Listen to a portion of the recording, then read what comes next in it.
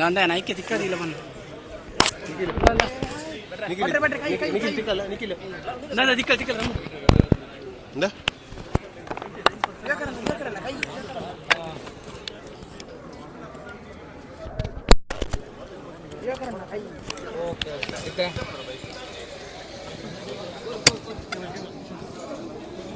Nanda. Ya. Go. Cable full है. वही पछ.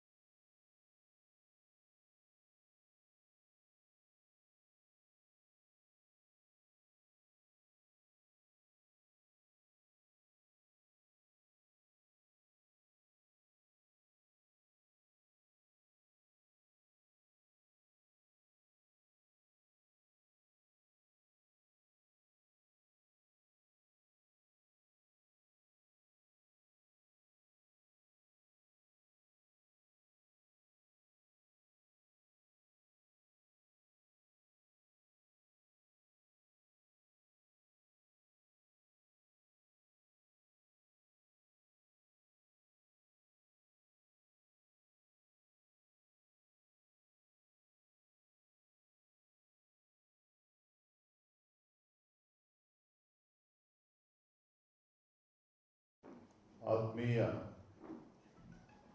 ಪತ್ರಿಕಾ ಹಾಗೂ ಮಾಧ್ಯಮದ ಸ್ನೇಹಿತರೆ, ಕಳೆದ 3-4 ದಿನಗಳು ದೆಹಲಿಯಲ್ಲೇ ಇದ್ದು ನಮ್ಮ ಪಕ್ಷದ ಎಲ್ಲ ಹಿರಿಯ ನಾಯಕರನ್ನ, ರಾಷ್ಟ್ರೀಯ ನಾಯಕರುಗಳನ್ನ ಭೇಟಿ ಮಾಡಿ ನಿನ್ನೆ ರಾತ್ರಿ ದೆಹಲಿಯಿಂದ ನೇರವಾಗಿ ಮಂಗಳೂರಿಗೆ ಬಂದು ಇವತ್ತು ಮುಂಜಾನೆ ಶ್ರೀ ಕ್ಷೇತ್ರ ಧರ್ಮಸ್ಥಳ ಮಂಜುನಾಥೇಶ್ವರನ ಸನ್ನಿಧಿಯಲ್ಲಿ ಪ್ರಾರ್ಥನೆಯನ್ನು ಸಲ್ಲಿಸಿ ನಮ್ಮೆಲ್ಲ ಶಾಸಕರು, ಸಂಸದರು, ಪಕ್ಷದ ಅಧ್ಯಕ್ಷರು, ಎಲ್ಲ ಹಿರಿಯ ಕಾರ್ಯಕರ್ತರ ಜೊತೆ ದರ್ಶನ ಪಡೆದುಕೊಂಡು ಇವತ್ತು ನಿಮ್ಮೊಟ್ಟಿಗೆ ನಾನು ಇದ್ದೇನೆ. ನಾನು ಭಗವಂತನಲ್ಲಿ ಪ್ರಾರ್ಥನೆಯನ್ನು ಸಲ್ಲಿಸಿದ್ದೇನೆ. ಮಂಜುನಾಥೇಶ್ವರನ ಸನ್ನಿಧಿಯಲ್ಲಿ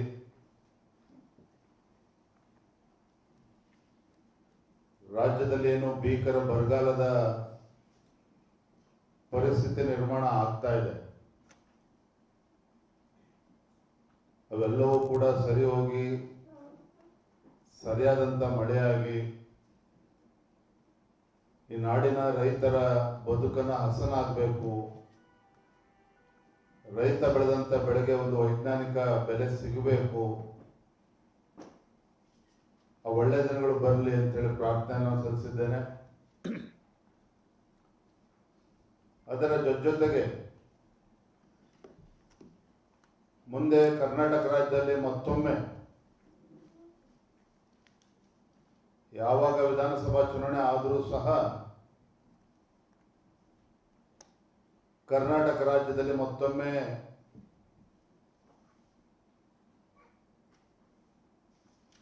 ನಮ್ಮೆಲ್ಲರ ನೇತೃತ್ವದಲ್ಲಿ ಒಂದು ಜನಪರವಾಗಿರ್ತಕ್ಕಂಥ ಒಂದು ಒಳ್ಳೆಯ ಸರ್ಕಾರ ರಾಜ್ಯದಲ್ಲಿ ಅಧಿಕಾರಕ್ಕೆ ಬರಬೇಕು, ಹಿಂದೂಗಳ ರಕ್ಷಣೆ ಮಾಡತಕ್ಕಂಥ ಒಂದು ಒಳ್ಳೆಯ ಸರ್ಕಾರ ಬರಬೇಕು, ರಾಜ್ಯದ ಸರ್ವತೋಮುಖ ಅಭಿವೃದ್ಧಿ ಆಗ್ತಕ್ಕಂಥ ಒಳ್ಳೆಯ ಸರ್ಕಾರ ಬರಬೇಕು. ಆ ನಿಟ್ಟಿನಲ್ಲೂ ಕೂಡ ನಾನು ಪ್ರಾರ್ಥನೆ ಸಲ್ಲಿಸಿದ್ದೇನೆ. ಬಂಧುಗಳ ಕೆಲವು ವಿಚಾರಗಳನ್ನ ನಾನು ಮುಕ್ತವಾಗಿ ನಿಮ್ಮ ಜೊತೆ ಹಂಚ್ಕೋಬೇಕು ಅಂತ ನಾನಂತೂ ಅಂದ್ಕೊಂಡಿದ್ದೆ. ನಿಂತು ನಾನು ಮಾತನಾಡ್ತಾ ಇದ್ದೇನೆ. ಇವತ್ತು ಪವಿತ್ರ ಕ್ಷೇತ್ರದಲ್ಲಿ ನಿಂತು ನಾನು ಮಾತನಾಡ್ತಾ ಇದ್ದೇನೆ. ನಾನು ಏನ್ ಮಾತನಾಡ್ತಾ ಇದ್ದೇನೆ ಅಂತಕ್ಕಂಥ ಅರಿವು ಕೂಡ ನನಗಿದೆ. ಏನು ಅಡ್ಡ ಮತದಾನ ಆದಾಗ ರಾಜ್ಯದ ಅಧ್ಯಕ್ಷರು ವಿಜಯೇಂದ್ರ ಮತ್ತು ನಾಡಿನ ಮುಖ್ಯಮಂತ್ರಿ ಡಿ ಕೆ ಶಿವಕುಮಾರ್ ಅವರ ವ್ಯಾವಹಾರಿಕ ಸಂಬಂಧ, ಡಿ ಕೆ ಶಿವಕುಮಾರ್ ಮತ್ತು ವಿಜಯೇಂದ್ರ ಮಧ್ಯೆ ಇರತಕ್ಕಂಥ ಆತ್ಮೀಯತೆ, ಎಲ್ಲೋ ಒಂದು ಕಡೆ ನಾನೇ ಅಡ್ಡ ಮತದಾನಕ್ಕೆ ಅವಕಾಶನ ಮಾಡಿಕೊಟ್ಟಿದ್ದೇನೆ ಅನ್ನುವ ಆರೋಪಗಳು ಕೂಡ ಸಾಮಾಜಿಕ ಜಾಲತಾಣಗಳಲ್ಲೂ ಕೂಡ ಚರ್ಚೆ ಆಗ್ತಾ ಇದೆ, ಪತ್ರಿಕಾ ಮಾಧ್ಯಮಗಳಲ್ಲೂ ಕೂಡ ಚರ್ಚೆ ಆಗ್ತಾ ಇದೆ. ಈ ಚರ್ಚೆಗೆ ಗ್ರಾಸ ಆಗಿರ್ತಕ್ಕಂಥದ್ದು ನಮ್ಮವರೇ ಅನ್ನೋ ಅರಿವು ಕೂಡ ನನಗಿದೆ. ಆದರೆ ನಾನಿವತ್ತು ಸ್ಪಷ್ಟಪಡಿಸ್ತಾ ಇದ್ದೇನೆ, ನಮ್ಮ ಪ್ರಧಾನಮಂತ್ರಿಗಳು ನರೇಂದ್ರ ಮೋದಿಜಿಯವರು, ಅಂದಿನ ರಾಷ್ಟ್ರೀಯ ಅಧ್ಯಕ್ಷರು ಅಮಿತ್ ಶಾಜಿಯವರು ಮತ್ತು ಎಲ್ಲ ಹಿರಿಯರ ಒಂದು ಆಶೀರ್ವಾದದಿಂದ ಇಷ್ಟೆಲ್ಲ ಹಿರಿಯರ ನಡುವೆ ಇಂಥ ಜವಾಬ್ದಾರಿ ಕೊಟ್ಟಂತ ಸಂದರ್ಭದಲ್ಲಿ ರಾಜ್ಯದ ಅಧ್ಯಕ್ಷನಾಗಿ ಇಂಥ ಕೀಳು ಮಟ್ಟದ ಕೆಲಸವನ್ನು ಮಾಡತಕ್ಕಂಥ ಪ್ರಶ್ನೆ ಉದ್ಭವ ಆಗೋದಿಲ್ಲ. ವಿಜೇಂದ್ರ ಮತ್ತು ಡಿ ಕೆ ಶಿವಕುಮಾರ್ ಮಧ್ಯೆ ಯಾವುದೇ ರೀತಿಯ ವ್ಯಾವಹಾರಿಕ ಸಂಬಂಧವೂ ಕೂಡ ಇಲ್ಲ, ಯಾವುದೇ ಒಂದು ಆತ್ಮೀಯತೆಯೂ ಕೂಡ ನಮ್ಮ ಮಧ್ಯೆ ಇಲ್ಲ. ನನಗಂತೂ ವಿಶ್ವಾಸ ಇದೆ, ನಾನು ಅಹಂಕಾರದಿಂದ ಮಾತನ್ನು ಹೇಳ್ತಾ ಇಲ್ಲ. ರಾಜ್ಯದ ನಮ್ಮ ಪಕ್ಷದ ಸಂಘಟನೆ ಬಗ್ಗೆ ನನಗೆ ವಿಶ್ವಾಸ ಇದೆ. ರಾಜ್ಯದಲ್ಲಿರುವಂತಹ ನಮ್ಮ ಲಕ್ಷಾಂತರ ಕಾರ್ಯಕರ್ತರ ಶಕ್ತಿಯ ಬಗ್ಗೆ ನನಗೆ ವಿಶ್ವಾಸ ಇದೆ. ಏನು ಇಂಥ ಒಂದು ಜನ ವಿರೋಧಿ, ಬಡವರ ವಿರೋಧಿ, ರೈತರ ವಿರೋಧಿ, ಯುವಕರ ವಿರೋಧಿ ಕಾಂಗ್ರೆಸ್ ಸರ್ಕಾರ ಏನಿದೆ, ಮುಂದೆ ಬರ್ತಕ್ಕಂಥ ದಿನಗಳಲ್ಲಿ ಇಂಥ ದುಷ್ಟ ಕಾಂಗ್ರೆಸ್ ಸರ್ಕಾರವನ್ನು ಬುಡ ಸಮೇತ ಕಿತ್ತಾಕುವಂತ ಕೆಲಸ ನಮ್ಮೆಲ್ಲರ ಕಾರ್ಯಕರ್ತರ ಶ್ರಮದಿಂದ ನಾವು ಮಾಡ್ತೇವೆ ಅನ್ನುವ ಸಂಪೂರ್ಣವಾಗಿರ್ತಕ್ಕಂಥ ವಿಶ್ವಾಸ ನನಗಿದೆ.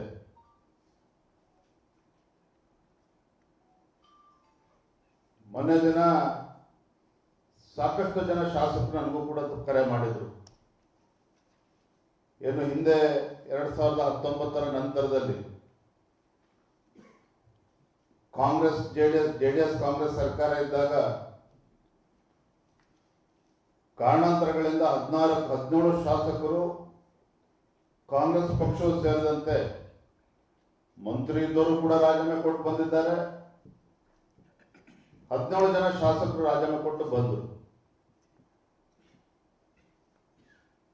ಯಡಿಯೂರಪ್ಪನವರ ನಾಯಕತ್ವದ ಬಗ್ಗೆ ವಿಶ್ವಾಸ ನೆಟ್ಟು ಪಕ್ಷವನ್ನು ಸೇರಿಸಿಕೊಂಡ್ರು. ಉಪಚುನಾವಣೆಗಳು ಆಯಿತು. 17ರಲ್ಲಿ ಬಹುತೇಕ 15 ಜನ ಮತ್ತೆ ಗೆದ್ದು ಬಂದರು. ಸನ್ಮಾನ್ಯ ಯಡಿಯೂರಪ್ಪನವರ ನೇತೃತ್ವದಲ್ಲಿ ಒಳ್ಳೆ ಸರ್ಕಾರನೂ ಕೂಡ ಕೊಟ್ಟಿದ್ದಾರೆ. ಆದರೆ ಮೊನ್ನೆ ಹಿರಿಯರಾಗಿರುವಂತಹ KS ಈಶ್ವರಪ್ಪನವರ ಹೇಳಿಕೆ ಅನೇಕ ನಮ್ಮ ಶಾಸಕರು ಬೇಸರದಿಂದ ದೂರವಾಣಿ ಕರೆ ಮಾಡಿದರು. ಬಹುಶಃ ಈಶ್ವರಪ್ಪನವ್ರು ಮರ್ತಿರ್ಬೋದು,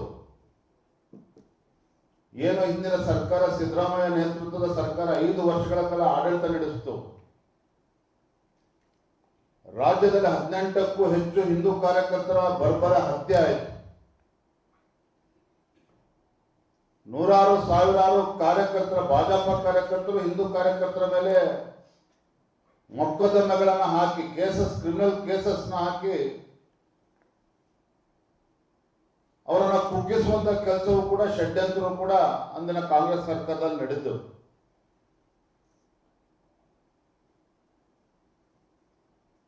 ಆದ್ರೆ ಅಂತ ಸಂದರ್ಭದಲ್ಲಿ ಆ 17 ಜನ ಶಾಸಕರು, ಇವತ್ತು ಕೆಲವರು ಕಾಂಗ್ರೆಸ್ನಲ್ಲಿ ಇರ್ಬೋದಿಲ್ಲ ಅಂತಲ್ಲ, ಆದರೆ ಅವತ್ತು ನಮ್ಮ ಜೊತೆ ಕೈ ಜೋಡಿಸತಕ್ಕಂಥ ಪರಿಣಾಮವಾಗಿ ಒಳ್ಳೆ ಆಡಳಿತನೂ ಕೂಡ ನಮ್ಮ ಭಾಜಪ ಸರ್ಕಾರ ಕೊಡೋದಕ್ಕೆ ಸಾಧ್ಯ ಆಯಿತು.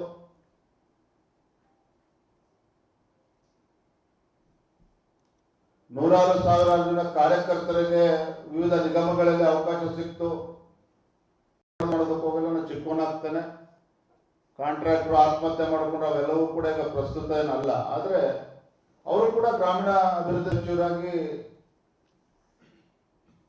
ಎಂಜಾಯ್ ಮಾಡಿದ್ರು, ಇಲ್ಲ ಅಂತೇನಿಲ್ಲ. ಅದು ಇವೆಲ್ಲವೂ ಕೂಡ ಮರ್ತೋಗಿದೆ ಅಂತ ಕಾಣ್ತದೆ. ನಾನು ನಮ್ಮ 63 ಶಾಸಕರಲ್ಲಿ ನಾನು ತಮ್ಮ ಮುಖೇನ ನಾನು ಹೇಳೋದಕ್ಕೆ ಇಷ್ಟಪಡ್ತೇನೆ. ಕಾಂಗ್ರೆಸ್ ಪಕ್ಷ ಏನು ಅಡ್ಡ ಮತದಾನದಲ್ಲಿ ಬೇರೆ ಬೇರೆ ಹೆಸರುಗಳನ್ನು ತೇಲ್ಬಿಡ್ತಕ್ಕಂಥ ಕೆಲಸ ಕೂಡ ನಡೀತಾ ಇದೆ. ಅದನ್ನ ನಮ್ಮ ಶಾಸಕರುಗಳು ಕೂಡ ಬೇಸರ ಆಗಿದ್ದಾರೆ. ಅಷ್ಟೇ ಅಲ್ಲ, ಶಾಸಕಗಳ ಕ್ಷೇತ್ರದಲ್ಲಿ ನಮ್ಮ ಶಾಸಕರನ್ನು ಕೂಡ ಅವಮಾನ ಮಾಡಿಕೊಡ್ತಕ್ಕಂಥ ಸಂದರ್ಭ ಕೂಡ ಸೃಷ್ಟಿಯಾಗಿದೆ. ನಿನ್ನೆ ಹರಿಹರದ BP ಹರೀಶ್ ಅವರ ಮಾತುಗಳನ್ನು ಕೂಡ ಕೇಳ್ತಾ ಇದ್ದೆ. ನಮ್ಮ ಬಗ್ಗೆನೇ ನಮ್ಗೆ ಅನುಮಾನ ಪಡ್ತಕ್ಕಂಥ ಪರಿಸ್ಥಿತಿ ನಿರ್ಮಾಣ ಆಗಿರ್ತಕ್ಕಂಥದ್ದು ಸತ್ಯ. ಯಾರು ಇವತ್ತು ಪಕ್ಷಕ್ಕೆ ದ್ರೋಹ ಬಗೆಯುವಂತ ಕೆಲಸ ಮಾಡಿದ್ದಾರೆ, ಖಂಡಿತ ನಮ್ಮ ಪಕ್ಷದ ವರಿಷ್ಠರು ಎಲ್ಲವನ್ನು ಕೂಡ ಗಮನಿಸ್ತಾ ಇದ್ದಾರೆ. ಸತ್ಯ ಹಿಂದೆಲ್ಲ ನಾಳೆ ಹೊರಗೆ ಬರಲೇಬೇಕಾಗ್ತದೆ, ಬಂದೇ ಬರುತ್ತದೆ.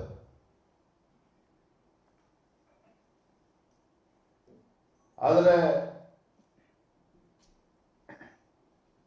ವಿಜಯದವರು ಕೂಡ ಅವ್ರ ಜೊತೆ ಸೇರಿಕೊಂಡು ಕಾಂಗ್ರೆಸ್ ಪಕ್ಷದ ಜೊತೆ ಮಿಲಾವಟ್ ಮಾಡಿಕೊಂಡು ಅಡ್ಡ ಮತದಾನಕ್ಕೆ ಅವಕಾಶ ಮಾಡಿಕೊಟ್ಟಿದ್ದೆ. ಆದರೆ ಈ ಶಾಸಕರು ಏನು ಪಕ್ಷಕ್ಕೆ ದ್ರೋಹ ಬಗೆಯುವಂತ ಕೆಲಸ ಮಾಡಿದ್ದಾರೋ ನಾನು ಕೂಡ ಅದೇ ಮಾಡಿದಂತ ಆಗ್ತದೆ. ಅದ್ರ ಯಾವುದಕ್ಕೂ ಕೂಡ ಇವೆಲ್ಲವೂ ಕೂಡ ಸತ್ಯಕ್ಕೆ ದೂರವಾಗಿರ್ತಕ್ಕಂಥದ್ದು. ಇವತ್ತಿಗೆ ಈ ಚರ್ಚೆಗೆ ಇತಿಶ್ರೀ ಆಡಿ ಮುಂದಿನ ದಿನಗಳಲ್ಲಿ ರಾಜ್ಯಾದ್ಯಂತ ಪ್ರವಾಸ ಮಾಡಿ ಸಂಘಟನೆಯನ್ನು ಬಲವನ್ಪಡಿಸಿ,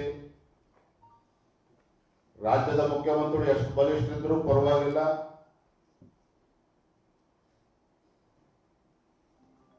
ಅವರ ಆರ್ಭಟ ಮತ್ತೊಂದು ಏನೇ ಇದ್ರೂ ಕೂಡ ನನಗೆ ಸಂಪೂರ್ಣ ವಿಶ್ವಾಸ ಇದೆ.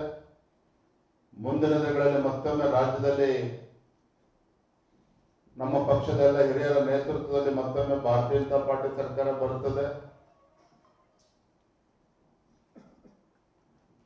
ಒಳ್ಳೆ ಆಡಳಿತನ ಕೊಡ್ತಕ್ಕಂಥ ಕೆಲಸವನ್ನ ಮಾಡ್ತೇವೆ. ಆದರೆ ಈಗಿನ ಪರಿಸ್ಥಿತಿ ಮುಂದಿನ 2 ವರ್ಷಗಳ ಕಾಲ ರಾಜ್ಯಾದ್ಯಂತ ಪ್ರವಾಸ ಮಾಡಿ ಎಲ್ಲ ಹಿರಿಯರ ಆಶೀರ್ವಾದದಿಂದ ಸಂಘಟನೆಗೆ ಶಕ್ತಿ ತುಂಬುವಂತ ಕೆಲಸ ಮಾಡ್ತೇನೆ ಅನ್ನೋ ಮಾತನ್ನ SP ಸೋಮಶೇಖರ್ ಅವರು ನಮ್ಮ ಪಕ್ಷದ 3 ಶಾಸಕರ ಜೊತೆ ಸಂಪರ್ಕದಲ್ಲಿದ್ದರು ಅನ್ನೋ ಮಾಹಿತಿ ನಮಗೆ ಸಿಕ್ಕಿದೆ. ಹಾಗಾಗಿ ಅವ್ರನ್ನ ಪ್ರೊಟೆಕ್ಟ್ ಮಾಡ್ತಕ್ಕಂಥ ಪ್ರಯತ್ನ, ಈ ರೀತಿ ಉಡಾಫೆ ಮಾತುಗಳನ್ನು ಆಡೋ ಮೂಲಕ ಆ ಪ್ರಯತ್ನ ಮಾಡ್ತಾ ಇದ್ದಾರೆ. ಬರುವಂತ ದಿನಗಳಲ್ಲಿ ಗೊತ್ತಾಗ್ತದೆ ಎಲ್ಲ ವಿಚಾರ.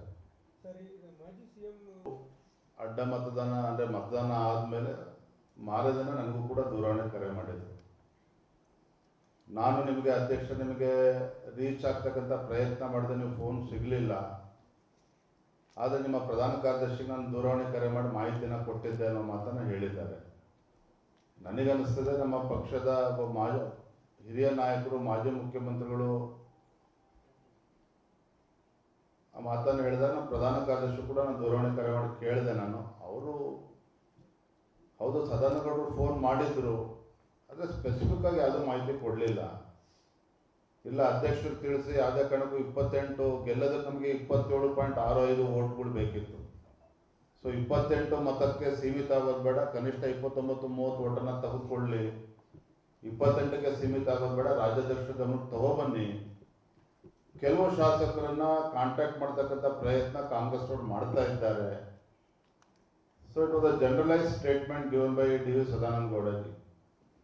ಹಾಗಾಗಿ ನಾನು ಬೆಂಗಳೂರು ಹೋದ್ಮೇಲೆ ಅವ್ರನ್ನೂ ಕೂಡ ಭೇಟಿ ಮಾಡ್ತೇನೆ. ಮಾನ್ಯ CT ರವಿ ಅವರಿಗೆ ಅವರ ಹೇಳಿಕೆಯನ್ನು ನೋಡಿದಾಗ ತಕ್ಷಣ CT ರವಿಗೂ ಕೂಡ ಹೇಳಿದೆ, ಸದಾನಂದ ಗೌಡರನ್ನು ಕೂಡ ಭೇಟಿ ಮಾಡಿ ಮಾಹಿತಿಯನ್ನು ಪಡೆದುಕೊಳ್ಳಿ ಅಂತ ಕೂಡ ಹೇಳಿದ್ದೇನೆ. ಸದಾನಂದ ಗೌಡರು ಒಳ್ಳೆ ಉದ್ದೇಶದಿಂದ ಹೇಳಿದ್ದಾರೆ, ಅದ್ರ ಬಗ್ಗೆ ನಾನು ಪ್ರಶ್ನೆ ಮಾಡ್ತಾ ಇಲ್ಲ. ಸೊ ಈ ರೀತಿ 18ನೇ ತಾರೀಕು ಮತದಾನ ಇದ್ದಾಗ 2-3 ದಿನಗಳ ಕಾಲ ನಮ್ಗೆ ಈ ರೀತಿ ಮಾಹಿತಿಗಳು ಬರ್ತಾನೆ ಇತ್ತು. ಆ ರೀತಿ ನಾನು ಶಾಸಕರ ಬಗ್ಗೆ ಅನುಮಾನ ಪಡ್ಕೊಂಡು ಹೋಗಿದ್ರೆ 63 ಶಾಸಕರ ಮೇಲೆ ಕೂಡ ಅನುಮಾನ ಪಡ್ತಕ್ಕಂಥ ಪರಿಸ್ಥಿತಿ ನಿರ್ಮಾಣ ಆಗ್ತಾ ಇದೆ. ಒಂದಂತೂ ಏನೇ ಗೌಪ್ಯ ಮತದಾನ ಆದರೂ ಕೂಡ ಇವತ್ತಲ್ಲ ನಾಳೆ ಸತ್ಯ ಗೊತ್ತಾಗೇ ಆಗ್ತದೆ. ಕೇಂದ್ರದಲ್ಲಿ ನಮ್ಮದೇ ಸರ್ಕಾರ ಇದೆ,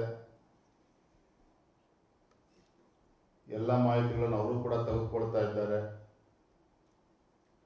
ಯಾರ ಪಕ್ಷಕ್ಕೆ ದ್ರೋಹ ಬಗೆಯುವಂಥ ಕೆಲಸ ಮಾಡಿದ್ದಾರೆ ಅದು ಇಲ್ಲಿಗೆ ಬಿಡೋದಕ್ಕೆ ಸಾಧ್ಯ ಇಲ್ಲ. ವರಿಷ್ಠರು ಕೂಡ ಬಹಳ ಗಂಭೀರ ತೆಗೆದುಕೊಂಡಿದ್ದಾರೆ, ಸಾಧ್ಯ ಆಗಿಲ್ಲ. ಇವತ್ತು ಬೆಂಗಳೂರು ತಲುಪಿದ ಮೇಲೆ ರವೀಣ ಅವ್ರ ಜೊತೆ ಕೂಡ ಮಾತನಾಡ್ತೇನೆ. ನಾನು ಹೇಳ್ದಲ್ಲ, ನಾನು ಕಳೆದ 3-4 ದಿನ ದೆಹಲಿಯಲ್ಲಿದ್ದಂಥ ಕಾರಣ ನನಗೆ ಯಾವುದೇ ವರದಿನ ಕಳಿಸಿಲ್ಲ. ನಾನು ಇವತ್ತು ಮಾತನಾಡ್ತೇನೆ ರವಿ ಅವ್ರ ಜೊತೆ.